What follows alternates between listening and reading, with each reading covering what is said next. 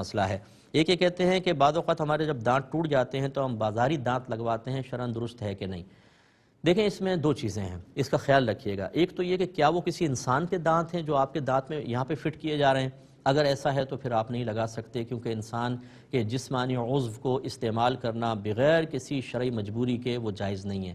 بہت ہی سخت مجبوری ہوتی ہے، جیسے بلڈ کا مسئلہ ہوتا ہے، جان جا رہی ہے تو بلڈ لے لیا، یا کسی کے گردے فیل ہو جاتے ہیں تو کسی کا ایک گردہ لے لیا، کس سے جان بچتی ہے، پھر صحیح ہے۔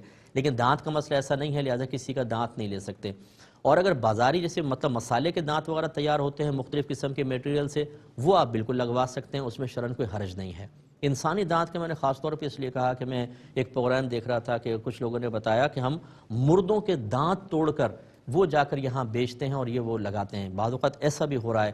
تو اس لیے پہلے اچھی طریقے سے تحقیق کر لیں، کسی انسان کے دانت نہیں ہونے چاہیے۔